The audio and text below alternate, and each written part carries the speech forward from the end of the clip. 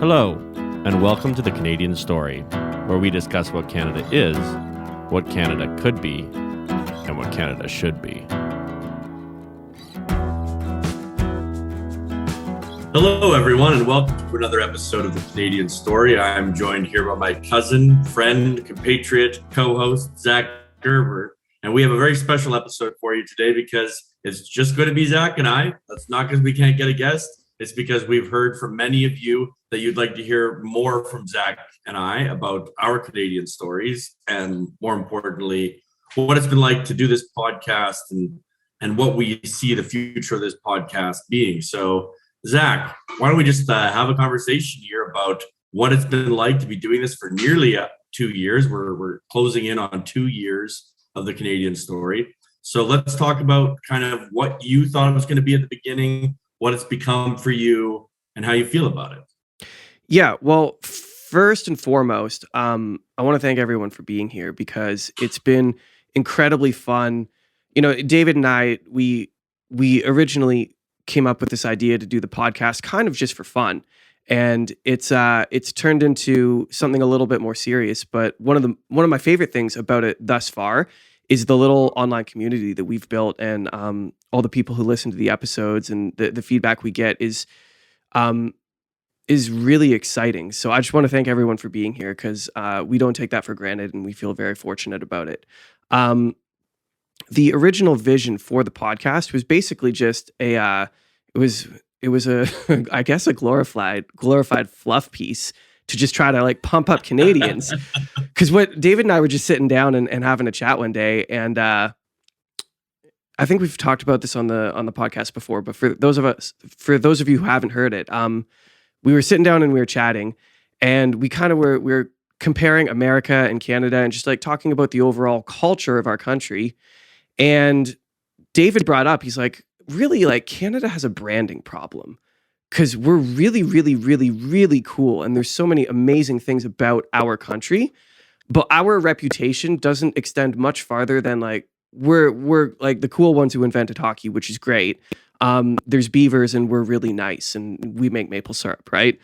And basically, David apologize a lot. And we apologize a lot. And basically, David was like, man, we are so much more than that. So why don't we talk to Canadians about what it is to be Canadian, what their experience living in this country is, and we'll just have conversations. And over the course of having a bunch of conversations, we'll try to like pull out reoccurring themes from these people to kind of redefine what the Canadian experience is and what we as Canadians have to offer kind of on, I guess, like a global scale, like where we sit within the planet that we're on.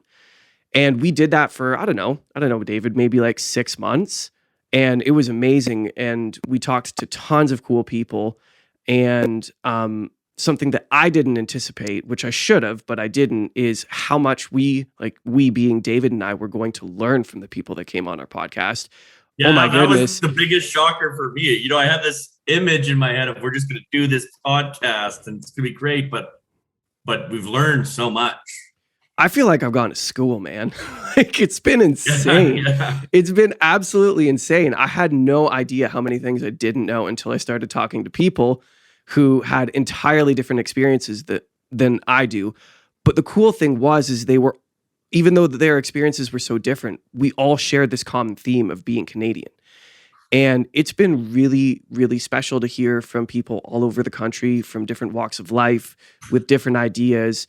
And in my own brain, even just redefine and re-understand what Canada is. We live in such a massive country and we span so much geographical space. And because of that, there are so many different pockets of what it is to be Canadian. But we do have this thing that ties us all together that is being Canadian. And so hearing those stories, hearing from, we did an episode with a gold miner from the Yukon. And, we've done episodes with, old retired men who garden on the East Coast. And we've done episodes with, people from, Quebec and Toronto and the city cores, and all of them are Canadian. And that is so cool. So that was the original vision. And we started it 2 years ago. So I guess like maybe 6 months into the pandemic, it was a bit of a pandemic project.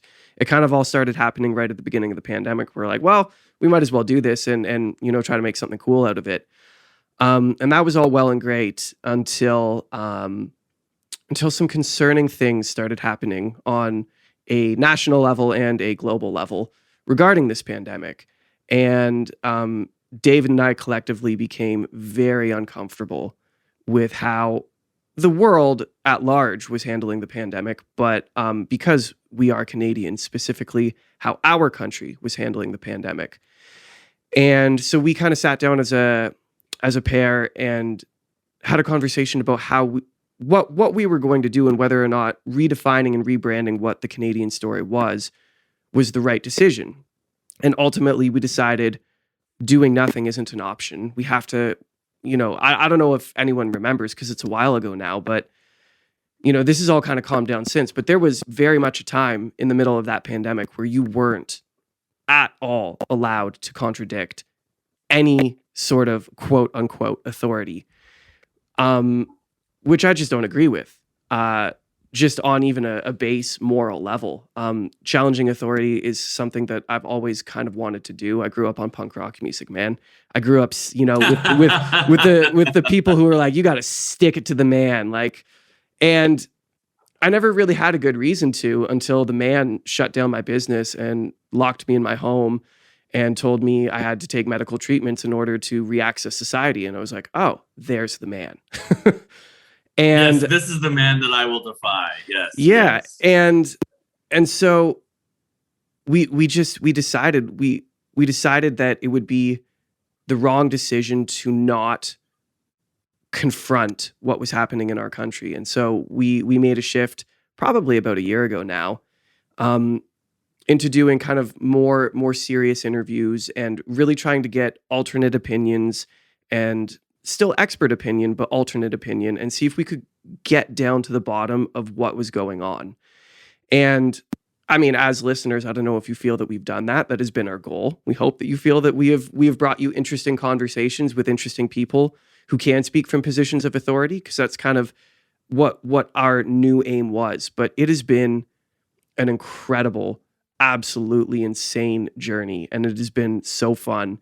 And I am so grateful for the position that we are in, getting to do this. And I'm so grateful for all of the people who listen to the episodes. And I'm so grateful for all of the people who are willing to use their time to come on our show and to talk to us. And I am most grateful for the community that it has built, the community of free-thinking, hardworking, kind people that really do, to me, represent what Canadians are. They're kind, they're hardworking, and it's a little touch and go for a while, but I think more and more Canadians are a people who question authority when they feel there might be something amiss. And I see more and more of that happening every day as we get further and further away from kind of the madness and the propaganda that was this pandemic. I see us transitioning into a people, even just in my own friend groups outside of the podcast, I see those people transitioning from never thinking about governance and what is going on with the world around them to all of a sudden not being panicked, but being aware. And if there's anything that we can draw out of this pandemic situation that we've been in, that is a silver lining, I think the awareness of the citizens of our country to what is going on around them has increased tenfold, and I count that as a very good thing. So that's kind of my little ramble about where we're sitting right now. But David, why don't you talk about your position and where you've been at? Well, I just find first I'd like to echo what you said and just thank our listeners so much for. I mean, it would just be you and I talking, which I would be fine with, to be honest, if we didn't have listeners. But I'm just so glad that we do have listeners, because I think these conversations are so important. They're defining conversations. I don't want to be too grandiose, but I believe that in our own small way, we played a very big role in bringing back that conversation, the ability to have the conversations that are difficult. And both you and I were homeschooled, raised evangelical Christian. We have a culture of maybe Judeo-Christian values, but I think this podcast has opened my eyes even more to just how many different beautiful worldviews there are in this world, and some of the stuff we've learned from some of the First Nations leaders that have come on our podcast have really impacted me. Obviously IJ, one of my favorite philosophers, he's brought a lot of clarity. We had that fellow on, forgive me for forgetting his name right now, but he said action provides clarity. I believe what was his name again? Jordan Valerian. Yes. Incredible. Just a new way of, the way that I would put it is the wisdom that I have gained from the guests who have conveyed their excellence to us has made me a more wise and excellent person by association. And I don't think you can quantify that and say this is the value of that is almost impossible to talk to give words to, right? I mean, I would say for myself, over the 2 years that this podcast has been going on, I've stopped drinking, and I credit this podcast with that, in the sense of the wisdom that I was getting from people who even had struggled with addiction in the past, was able to give me kind of a roadmap to get over a lot of my own problems. I've lost 30 pounds. I don't want this to be a bragging session, but it's like, as I began paying attention to the things that are being discussed in the podcast, which I think was more than just listening to experts on the pandemic or hearing about why people love Canada. Really what we were getting is the condensed wisdom and excellence of these people in 1 hour. And like you said, I think the biggest surprise for you and I was how much we learned while we were doing that. And I would say that my life has been utterly transformed by podcasting. And I'd like to also give a shout out to Luke Mason, our cousin, who originally got me into podcasting with our other podcast, Really True Fiction. Because I think if he hadn't done that, this podcast wouldn't exist. And that let's say 3 years, because we kind of started it around when I turned 30. So from then 30 till 33, I would say podcasting changed my life. Right? Because it made me more articulate. It made me think more about my ideas. And I'd be interested in what you have to say about that. But I feel by doing these interviews, by having these conversations, I'm better able to articulate my own thoughts. And I've heard from multiple listeners that they love your thoughts and how you articulate things. So I want to know, like, how has this podcast changed how you think, how you view the world, not on a broad, society-based level, but you? Yeah. Absolutely. It will change how you think. Listening to other people will change how you think. And that sounds like an obvious thing when you say it, but when you're not thinking about it, it isn't so obvious. One of the things I've noticed about myself over the course of this exercise, we'll call it an exercise, having 1 hour conversations with primarily strangers on a consistent basis, has made me, well, just better at having conversations. But it has also forced me to be more conscious of how I articulate my thoughts. And it has made me better at articulating my thoughts and arguments. And that's been really fun to develop. And, you don't, well, at least I didn't think about it getting into it, but you don't think about the impact. So this is episode 150. And yeah, I guess technically I wouldn't consider this particular episode an interview. This is more just you and I, having a conversation about something we love, right? Yeah. But we do love. We always have. Yeah, but if you think about it, like 150 episodes, an average of an hour an episode, that means you and I have spent 150 hours conducting interviews. And that is, I didn't think of that as a skill. And frankly, it's, to be honest, it's harder than I anticipated it was going to be. But that's been a really fun skill to develop and a really fun thing to try to learn how to do. And sometimes it goes well, sometimes it doesn't. And Yep, I mean, yep. for anyone who's listened to all of the episodes, not all of them went great. No, But no, some of them were really bad interviews and mostly on us for not knowing how to bring out the guest's excellence. Right, this is what we and discovered. that is not a slight against our guests in any way. That is a failure on our part. And it's a kind of funny thing to hang your dirty laundry out in front of the public and be like, this one didn't go well, but here it is anyway. Yeah, But that is yep. but that is part of, in my opinion, part of like what we're doing. We're trying to make what we're doing very genuine, right? And so allowing ourselves to make mistakes in front of the public face, allowing ourselves to publish episodes that we felt didn't translate the way that we wanted them to allow ourselves to go through failures, is both good for you and I. And I hope for the people who listen to the episodes and go, wow, that one kind of sucked. Like, I hope that they take that into their lives and extend themselves a little bit of grace in realizing that you're not going to get everything you do right all the time, which is something that I struggle with, and I shouldn't struggle with it. But I always put so much pressure on myself to always deliver at the highest possible level. And the highest possible level being levels that I've never even achieved before. In my music Yes, business, yes. I'm always like, I always compare my work to, the music that's winning Grammys. And, that's a good thing in the sense that I should always be shooting for the highest goal. But it can be detrimental in the sense that, I'm not there yet, and it would be very easy to get down on myself for it. But I hope people who listen to the mistakes that we make take away from that just an acceptance that it's okay to make mistakes, and we're all kind of like here in this little community that we're building, talking to each other and being imperfect. And that's one of the things that I love about what we're doing, is that in a sense it's kind of messy, but I kind of like it that way because we're not shooting for, the perfectly framed, like mainstream news production. We're going for authenticity, and mistakes are part of being authentic. So that's been an interesting portion of what we do, but I'm enjoying the journey.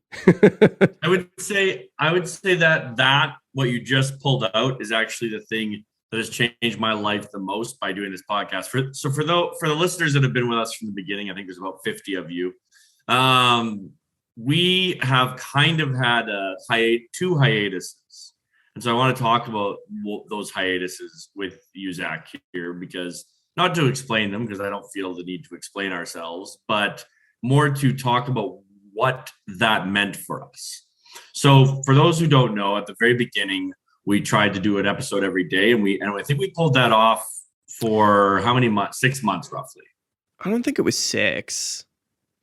Maybe it was a lot of months. It was a lot of months because we were doing days of recording. We were trying to do 5 days a week, right? You were over at my apartment like 2 or 3 times a week doing episodes. Exactly. We were recording a lot of episodes, and it was awesome. And that was like such a grind. But I think we had a misunderstanding of what the podcast was going to be at that time, in the sense of just results, right? Because we would produce all these things and we'd be like, oh, we got this big guest, we're going to take off. Oh, we got this big, how many times did we say that to one another, right? It's like, oh, and you know what? We never did, in the sense of one guest never got us where we were trying to go. And I want to develop on that very quickly. Generally speaking, and this is just a funny little anecdote, but generally speaking, if David and I think a guest is going to perform well in terms of like viewership, they usually don't. Pretty much every episode that has done well for us has been a surprise. So that's just an interesting tidbit. Yes, which is amazing. But what has that taught us? I want to go into like that lesson that I've learned, and then to get your thoughts on it. Because up until the podcast, I would say, in my life, everything that I've done has been within the confinement of a time frame, right? So most of my life has been my professional life. Most of my professional life has been dedicated to politics and now business. But in those worlds, especially politics, everything is kind of revolves around the campaign. And the campaign has very specific rubrics. It's like, this is what you need to achieve. This is how you need to do it. It's very structured, right? You need to get this many votes. That's how many you need to win. This is how you get that many votes. And it's obviously a very complex ecosystem, but if you boil it down to it, it's very simple.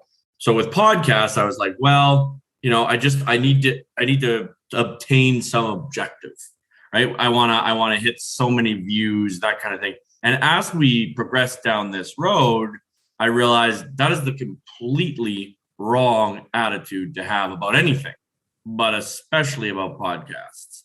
Because what we're building here is not a business necessarily. It is a community, like you said, and that's been the best part of what we've done. And we have gone from our early stages to now, and we're 400% bigger than we were, right? Which is insane growth and incredible. But it didn't feel that way.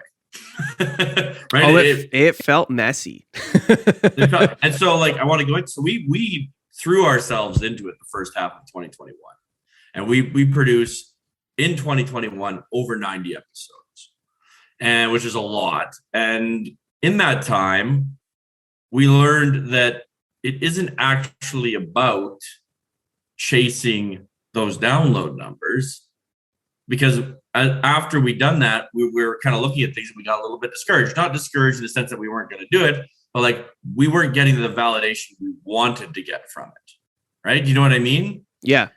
And then when we restarted it, it was very much more, okay, we're just going to be consistent and we don't really care about the results. I mean, we still care about the results, but this is just about producing something because this is what we do. This is who we are. We're podcasters. We are just going to put out an episode once a week, every week. And then again, I got so busy with the campaign to remove Jason Kenney as the leader of as the premier of Alberta, that we took another break and then we restarted it again. Now, what's the important lesson here? It's that you just never give up, right? Since our last, so we've stopped twice, had breaks and restarted. Each time we restarted, it's been better. We've had more success and we've enjoyed it more. I'm enjoying the podcast now more than I ever have, not just as a part of my life, but as a sense of my own identity. It's part of my vocation, is this podcast now. Whereas I think originally the goal was, we want to grow it, we want to make it into something big. Maybe that happens, maybe it doesn't, but that's not the goal anymore, at least for me. I'd like to hear your thoughts on that, because what it taught me, sorry, I know I'm rambling, but what it taught me was to become good at something. There's only one way to be good at anything, and it's just to do it over and over again, period. And that's what we've been doing, just doing this over and over again, enjoying it, learning from it. It's enriched our lives, but ultimately to be successful at this, and I wouldn't say we're successful at this yet, but we are successful at it in this. We are just doing it for the pure love of doing it now. Yeah. Yeah. What I've learned through the whole process, I would say there's two things. One, you have to be bad at something to get good at something. And two, there is always new ground to break. And the only thing that you have to do to break it is to just keep being bad at stuff. I think about my mentality, or my attitude when we started this. I was nervous to talk to people I didn't know. I was uncomfortable with how to make the technology work. I've obviously, so I have a background in sound, right? I produce records, I work for bands. So sound engineering, I've already done the work of figuring out how to confidently do that. But to do all of the uploading and all of the posting and all of the online management and the booking of guests, and it didn't take. Sorry, my cat's climbing on my computer. Get off. It didn't take long for, after we started the podcast, for me to be on an email chain with a senator And I was like, oh my goodness, like this feels very above my head. Like this, I'm sure this person's very important. I'm just some like punk from Cambridge, Ontario who like does sound. Like, what am I doing here? Um, and I had to go through the discomfort of being bad at something and making mistakes and figuring out what those mistakes were and how to remedy them. Now my mentality around the whole thing is, one, it's like now it's comfortable. No matter who comes on, it's just comfortable. And I also feel lucky to be in that place because I get to bring that confidence and that comfort into conversations with people I really want to learn from. And doing that exercise of repeatedly just not quitting and not giving up and doing the restarts and letting it be messy and figuring out all of that junk has landed us here. And I don't know how you feel now, but I feel just like relaxed and motivated and comfortable and confident in breaking forward into whatever's next for Canada and just having conversations with cool people about it. And I think that's a sweet place to be.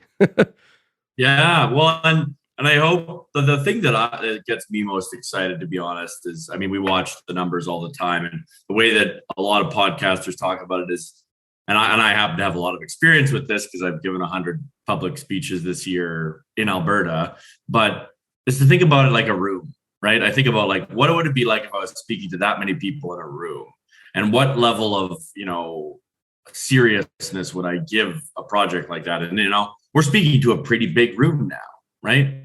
And there's a lot of people there, and there's a lot of people listening to us. And I don't think they listen to us because we're particularly wise or particularly intelligent or any of those things. I think they listen to us because we're honest.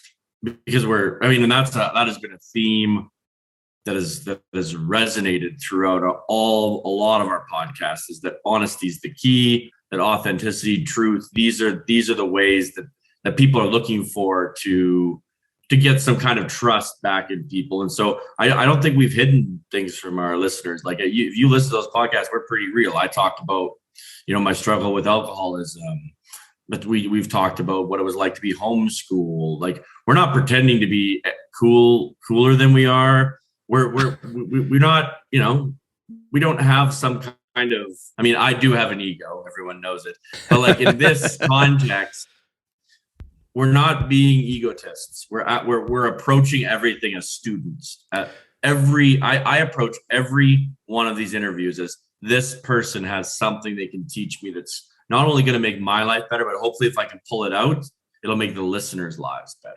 And I think I don't know. I would love to hear from our listeners, the ones that listen through all our episodes and listen to this one. What is it that you like about this podcast? We would like to know, because you're the big part of why we're producing it, not the only reason. I mean, Zach and I will probably keep producing it even if only we listen. We don't even listen to it. We have the conversation, but like, yeah, yes. I don't listen to our podcast. no. But my point is, we're not just doing it for listeners, but we want to know what is drawing you to this. Because I'll say, for me, the reason I keep doing it is because never in my life have I found something that has given more back to me. I don't think, right? Mm-hmm. I have become a better person by being a podcaster. It's a funny thing, right? Like, you wouldn't think about podcasting as being the catalyst to change your life for the better. Like that doesn't seem, people, when people think about making transformations, they think about, going to the gym or going back to school or, those sorts of things. And here you and I just started this little podcast, and I mean, your life has obviously gotten a lot better for it, and my life has as well. And that's it's funny how things you don't expect to touch you in really cool ways do. I want to say something though. Yeah. I want to say something. Yeah, I think you said something that I want to agree with. We're not here because we're wise. Neither of us, I mean, I suppose I can't speak for David, but I'm pretty confident that I can. I don't think either of us are here because we think we're smart, or we think we have the answers, or we think we have solutions that are going to change the world, or we need to speak down on people who think differently than us. I'm here because I'm not wise, and I'm here because I am curious, and I'm here because I don't have answers. but I want to be a part of the conversation that maybe gets us toward those answers. So yeah, I wanted to agree with that because I think that's important. I don't think either of us come at this project from the position of we have so much to offer. We come at this project from the position of we want to learn, right? Well, I want to go back to something you said a little bit earlier about the core, and I think that core still exists, even though maybe the topics that we're discussing have become more political. The core thing here is that the Canadian people don't really have an identity, at least not an identity that could drive them to greatness. They have an identity of mediocrity, an identity, but underneath the conscious identity, in my opinion, is the real identity. And the real identity of Canadians kind of was manifested in the trucker convoy. Canadians have a long fuse. We've heard guests say this, right? Canadians are willing to put up with a lot. Of course we are. We live in one of the coldest nations on earth. Like, we're willing to put up with a little bit of suffering. We're resilient people, but we're not pushovers. That's a great mistake that I think was made by our prime minister, perhaps his cabinet, is we're not willing to just be abused. We're willing to suffer, but there's a big difference between suffering and being abused. Mm-hmm. And I think what I've learned from this podcast, and which was the original intention, is that a big part of the Canadian identity is this quiet strength that just resonates through almost all of our citizens, whether they're new immigrants. And this is something we talked about very early on, but there are some uniting principles that make Canada what it is. And one of those uniting principles is that everybody who lives here either is a descendant of immigrants or is an immigrant.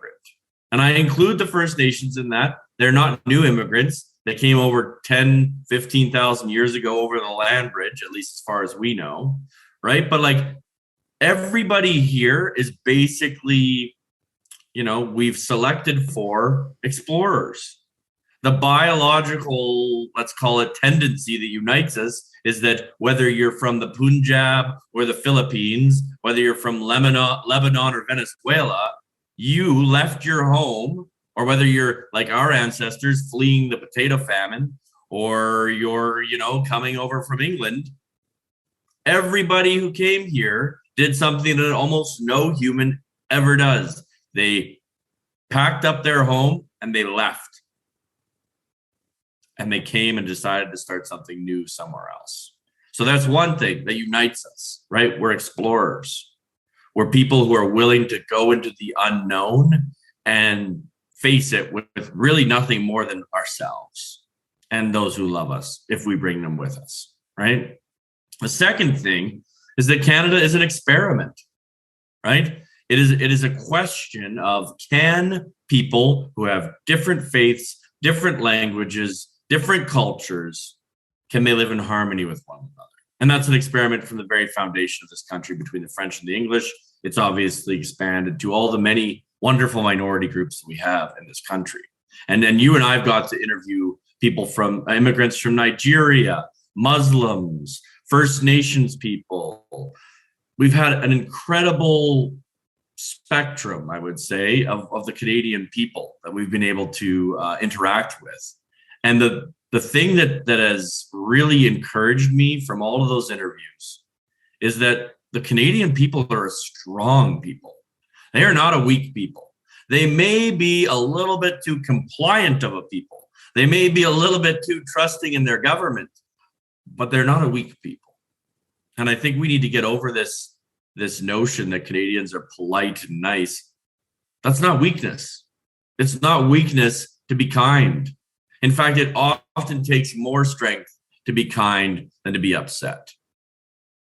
So I'd be interested in hearing some of your realizations you've had as well. I agree, we've kind of shifted perhaps the methodology that we're engaging in our interviews. I don't think it's changed the overall purpose, which is to, through conversation, suss out what is it to be Canadian? What does it mean? And what is that identity? And I would say one of the things that I've gleaned from our many interviews, 149, is Canadians are a strong people. Yeah, I agree.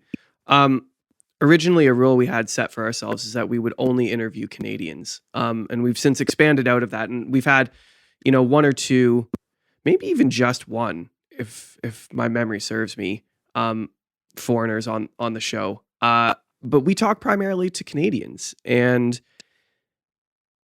Canadians are crazy. Like I love your perspective of we are explorers. We all landed here from somewhere else. Even just in terms of the idea of like classical conditioning, we are a people that is selected for exploration. I hadn't thought of it in that context before, but I think that's really, really, really neat. The other thing that all of those explorers did is they landed in this geographical climate, which is harsh and cold and bitter at many times. And I just came back last week from a moose trip in Northern Ontario, and we set up camp the first night, and it was like +8, and we were all excited, and I crawled into my sleeping bag and I fell asleep. And I woke up to -8 and like 3 inches of snow. And that's where these people landed. They landed here and said, this'll do. We can make this work. So yeah, we are like, there is a strength that runs through Canadian blood that doesn't get talked about enough. We don't think highly enough of ourselves, if I can say it in that way. And that isn't a position of ego. That is just a realization that we should put more value in the steel that makes us, because we are resilient, we are strong. And one of my hopes for Canada as we step forward into the future is that we bank on some of that strength a little bit more. We've said a couple times on the podcast that we're kind of an adolescent country, or we're a teenage country, in the sense that we're not brand new anymore. But I think we still have growing pains to go through. And I want, when I leave this world, I want to look back on a Canada that is not just strong internally, but strong externally as well, strong globally in a whole new way, far above and beyond what we are now. I think we as a country have so much to offer the rest of the world. I think we have solutions that we can bring to global markets that are amazing and clean and can make people's lives better. And I want to see that strength tested. I want to see us move forward and test our steel, because we are, underneath all the politeness and the kindness, a bold and brave nation. And I look forward to seeing that come forward in the future. So that segues really well into, I think, a topic that we have to discuss, because it's been an incredibly pertinent and extensive discussions that we've had on it, which is Alberta and the sentiments of feeling abused by Canada, things like that. As an Ontarian, I'd like to hear your thoughts on how that has changed your perspective. We've had a lot of guests to talk about Alberta, primarily because I'm Albertan and I have a lot of connections here. And just like we've had a lot of people from the music industry come on, because you're very connected in the music industry. But as someone who was not maybe aware of these things, what has that done for your perspective on Canada and what you think needs to happen? Yeah, I have a few thoughts about that. And here I am, just again, a little kid from Cambridge, Ontario, talking about how we should overhaul our entire governmental system. So like, who am I, right? Well, let's preface this conversation with who am I, but let's have the conversation anyway. So I was born in 92. Some of my first political memories of Canada was the separatist movement out of Quebec, not Alberta. And I remember as a kid, like, kind of framing that as like, why don't they like us? Like, why do they want to leave? I don't understand. And to be entirely honest, I was a kid back then, and I haven't put very much time into understanding all of those grievances. So I still don't really understand, if I'm being entirely honest. But I bring that up to get us to what's happening in Alberta now, because there's a lot of people in Alberta who are very, very upset. And something probably a lot of you don't know about me is that when I was, I think, 12 years old, David, if you remember correctly, I spent 2 weeks at my uncle and aunt's place, David's parents' place in Alberta, in rural Alberta. And since then, I have always loved Alberta. And I get to go back to Alberta every so often on tour, to usually just to some of the bigger cities like Edmonton and Calgary. But every time I end up back in Alberta, I fall back in love with it. I live in Ontario. My feet are Ontario soil, but my heart is absolutely in Alberta, because if there is anyone within Canada who respects freedom and personal autonomy and personal responsibility, I would say it is Albertans. And it is a shame that in many ways, what I would consider to be the best of us are so upset with the rest of us that they want to leave. Yes. And I think, I alluded just a few minutes ago to growing up as a country and getting through some new growing pains. I think what is going on between Alberta and the rest of the country is one of those growing pains that we are going to have to sort out. Because there's a lot of very, very upset people, and Canada will be a worse place without Alberta if Alberta leaves. And I can't even begin to extrapolate all of the things that will mean for the new country of Alberta, if that's what it is called, and the new country of Canada. But I think I could probably speak on behalf of a lot of people within the country in saying that is not the future for our country that I want, or we want, right? So it's interesting because, obviously Alberta feels underrepresented, and they're underrepresented, but they are, and it's a statistical fact, they are funding so much of what happens in our country. So they're throwing all of this money at the rest of the country, and then anytime that they want to throw an opinion into Ottawa, it's basically like, no, you're not important, bye. But also, like, send that check over. So of course they're upset. But I want to extrapolate that. I think the Alberta thing is one problem, but I think we can extrapolate that even bigger into kind of how, and I haven't fully developed this thought, but I don't think it's fair. And I say this as someone who comes from the GTA. I don't think it's fair how much power the GTA and I guess big city centers like Vancouver, Montreal, all of those ridings, they hold so much power. And I guess it's you can correct me if I'm wrong, but it's based on population, right? It's just split up based on how many people are in that geographical location. And the place that I live in the country is the most geographically dense place in the country. It is actually, this is interesting, it is more geographically dense. The GTA is more geographically dense than LA, which a lot of people don't know. My wife comes from LA, so I did not know that. Wow. Yeah, wow. So LA is very sprawling, right? And there's like as many people in California as there are in Canada. But if you look at the county of Los Angeles, there is less people per square mile than there is in the GTA, because the GTA is built up, right? We have all of these high rises, and LA County builds out. They don't build as many high rises as we do. So there's more people per square mile in Toronto than there is in Los Angeles, which a lot of people don't think about. So while there are tons of people in these places, yes, the GTA geographically only represents a very, very small portion of the country geographically. I get that the population is dense, and so it represents a lot of the people, but I don't think that you can accurately or fairly capture the pulse or the heart of the entire country by only looking at how many people geographically live in a place. And I think that is what is happening in Alberta.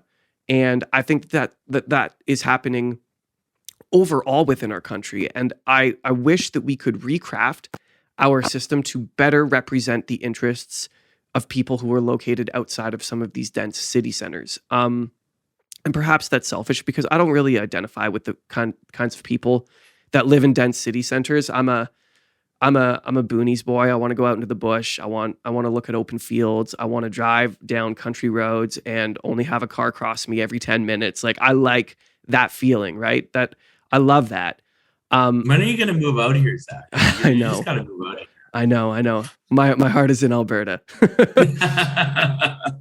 So I don't have an answer for that yet. But I would like to see our country more evenly represented. And I think population density has to play some amount of role, because those voices deserve to be heard. But I think that we could craft a more nuanced approach that better represents the country as a whole. And if we did that and we listened to all of the people within our nation a little bit more, I think we could build a more fair and better country. And I think Alberta would maybe not leave, which I would be down with. I think one of the easiest ways to do it would be just completely reform the Senate and just give every single province, no matter how big or small, 10 senators, and then everything else is rep by pop. And then So the House, senators north. would the House be by population, and then the Senate is Yeah. just Yeah, the same as America, right? Like down in America, doesn't matter if you're Nebraska or California, you get 2 senators. Yeah. Right. Yeah. And I think that so then you get the regional representation. But right now, it's like PEI has more senators than Alberta. That's just more senators. Yeah. And also, I don't think PEI should be a province, but don't tell anyone. Well, you did just say it on your public podcast. Okay, well, I just mean there's only 140,000 people there. Like, come on, it's a city. It's not like they should not have more senators than Alberta. Why do they have more senators? Because they were guaranteed a certain number in Confederation, basically. So that is an interesting solution, though. So with that solution, the way it works is the House stays the way it is. The House is based on that population density, but everything that gets passed through to law has to go through both the House and the Senate.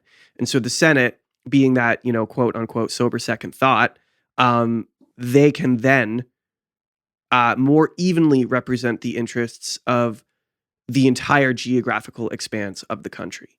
So I think exactly. I think that would be. I'm offering PEI, by the way, for those who are mad at PEI, few PEI listeners we have, they get 10 senators too, right? Alberta gets 10, Quebec gets 10, Ontario gets 10, everybody gets 10, right? And that will, I think, actually provide a bit of a solution. But I don't want to talk too much about that because we're talking about the podcast. But so what's your, where we got 5-10 minutes left here, what's your vision for the future of the Canadians? I was going to ask you that question. Well, both. Let's have a conversation about it. The future. So I want to speak both about the future of the podcast and the future of the country. And I kind of already spoke about the future of the country, I guess, but I just want to reiterate. I want to see us test our steel. I want to see us get serious about where we sit globally. I want to see us get serious about how we can help the people within our country. I want to see us get serious about how we can help the people outside of our country. I always want to do better. And I think we as a country can grow into being better for everyone. And I want to see us do that. For the podcast, my hope for the podcast is that more and more people just tune in because they are sick and tired of the cleaned up, clean cut, huge production budget sort of, here's the narrative piece. Here is the 30-second spot from this person about this issue, and this is what you're supposed to think about that. I know that you and I have spent moments on this show being opinionated, which is fine. That we're entitled to do that. It is our show, right? Yes. But overall, I'm actually not trying to convince anyone of anything. I am only trying to learn and to seek truth and to figure out what is going on and what is best for all of us going forward. And I hope that's what we do better and better all the time. I hope that people can come to us because they know we're just going to have an honest conversation about a tough issue We're going to talk about the things that we're not supposed to talk about. We're going to say the things we're not supposed to say. We're not going to be politically correct, but we're going to do that from a position of humility and kindness and interest in humanity. And that's what I would like to see us develop and, going forward. What about you? Yeah, and I think, well, for me, more than anything, I would just like people to begin doing this themselves. Right? My ultimate goal from the podcast is, in our own broken, failure-driven way of learning through making mistakes, we can show others that these kind of conversations are not scary. They don't have to be angry. They don't have to be aggressive. I don't think we've been very angry or aggressive on this podcast at all. And I think while there is time for anger and there is time for aggressiveness, what we need to do as a society is learn how to talk to one another again. And so my hope is that you and I, as we get better at talking to our guests and to one another, that we will in some way inspire others to start maybe their own podcasts, or at very least start having their own conversations, where it's not just about spitting out whatever narrative, whether it's right or left or whoever it is, whatever talking points you're hearing, whatever narrative you're hearing, whatever ideology you espouse to. That's not the point.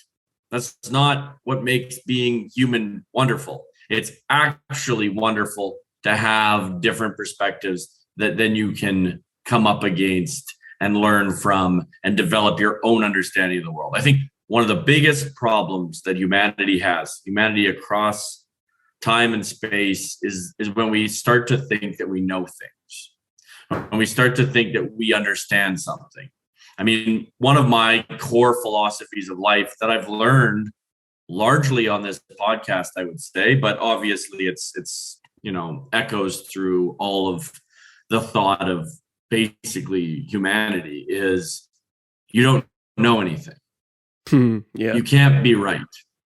I mean, Socrates said it, the wisest man knows he knows nothing, right? You're not right. Your goal should be to be less wrong.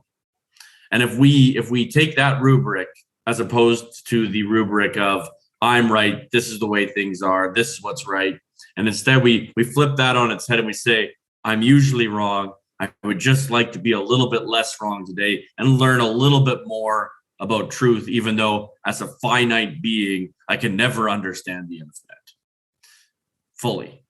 I can see reflections of it. I can catch glimpses of it. And this is why humility is the ultimate way to approach reality, because you are finite. You are not infinite. And if you actually come to believe that, you could escape the horrors of the human ego. And I hope my vision for this podcast is that I will continue to escape the horrors of the human ego, and that hopefully others will see my stumbling, fumbling attempts at doing that, and hopefully be able to learn to do it a little bit themselves. Because that's what I've learned. The most important thing I've learned from this podcast is if you don't approach life with a little bit of humility, you're fucked. Yeah. Well, pride comes before fall, doesn't it? Exactly. So I guess we should wrap this one up. Reach out to us though, guys. We want to hear what you have to say. We want to learn from you. We want to talk to you. We want to know what you like. We want to know what you don't like. If you think we're pieces of shit, we want to know that too, because that's interesting. Yeah, we don't get a lot of listener feedback. So we want to hear from you. So reach out to us, social media, or you can email thecanadianstory@gmail.com. But yeah, reach out, say hello, let us know you're listening, let us know what you're up to, and let's have conversations. And if you like what we're doing and you believe in us and you think that having this conversation could benefit our country, share it with the people around you. And please, we don't have very many reviews on Spotify or on iTunes. So please, if you want to do something to help us, we're not asking for money. We're not asking for anything, but please just get us some more reviews. We'd like to get it in that 100 range. There you go. So review us on Spotify, reach out to us, talk to us, and share it with your friends if you don't think we're stupid. Or maybe share it even if you do think we're stupid. Exactly. Be like, get a load of these guys. They're absolutely and completely out to lunch. Okay. Well, yeah, guys, thank you for being here, and we will see you next time. Thank you for listening to The Canadian Story. You can find us on Instagram and Twitter at The CAD Story. That's The CAD Story. If you enjoy this podcast, please share it with your friends and family. Let's work together to remind Canadians how great their country is.